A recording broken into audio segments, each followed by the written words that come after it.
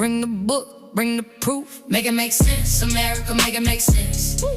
One hand on the flag, other hand. Nat Turner was born into slavery in 1800 in Southampton County, Virginia. From a young age, he was considered unusually intelligent and deeply religious. He learned to read, including reading the Bible, even though enslaved people were often denied education. As he grew older, he became a preacher among enslaved people. Turner believed that God was communicating with him through visions. He interpreted things he saw and experienced as signs that he had been chosen to fight against slavery. He came to believe that the time had arrived for enslaved people to rise up against the people who enslaved them. This wasn't simply about Turner wanting revenge.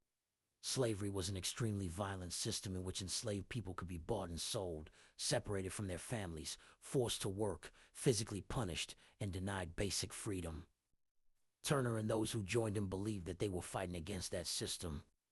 In August 1831, Turner and a small group of enslaved men began their rebellion. They first killed the family of Turner's enslaver, Joseph Travis. Turner and his followers then traveled from plantation to plantation. As they went, additional enslaved people joined them.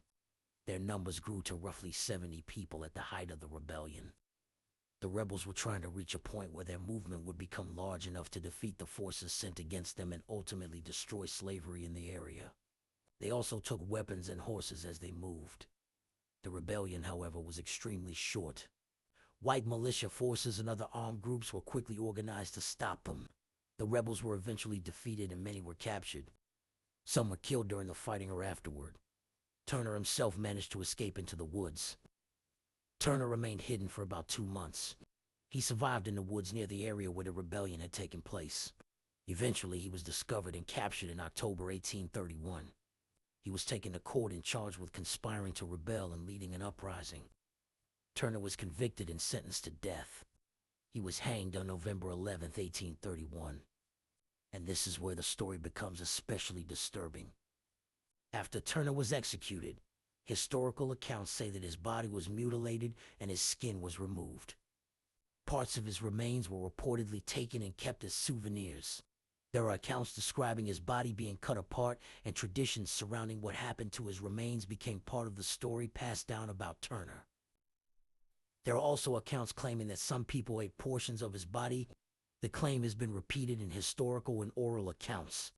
So if you've heard that his body was chopped up and pieces were eaten, that story didn't simply appear out of nowhere. There are historical traditions and accounts supporting the claim. His remains were treated in a way that was itself an extension of the brutal racial violence surrounding slavery. During the rebellion, Turner and his followers took enslaved people with them, and some joined the uprising. For those people, joining Turner meant leaving the plantation and taking up arms against the people who enslaved them. But Turner did not establish a permanent free community. The rebellion was crushed within roughly 2 days, and many of the people who had joined were captured afterward. The important thing to understand is that Turner's rebellion wasn't primarily about freeing one particular group of people and then escaping. The larger objective was to destroy slavery itself. For Turner and his followers, slavery wasn't an abstract political issue. It controlled practically every part of their lives. An enslaved person could be sold to another enslaver without consent, separated from their husband, wife, children, or parents, forced to work, physically punished, prevented from freely leaving, denied control over their own labor and property, prevented from receiving a normal education, punished for resisting the system. The people who joined him had their own experiences with slavery as well. Some may have been motivated by the hope of freedom, some by anger at their treatment, and some by Turner's religious message. If Nat Turner was such a horrible person, and they want us to forget about him because of his rebellion, why do they want our children to learn about Hitler?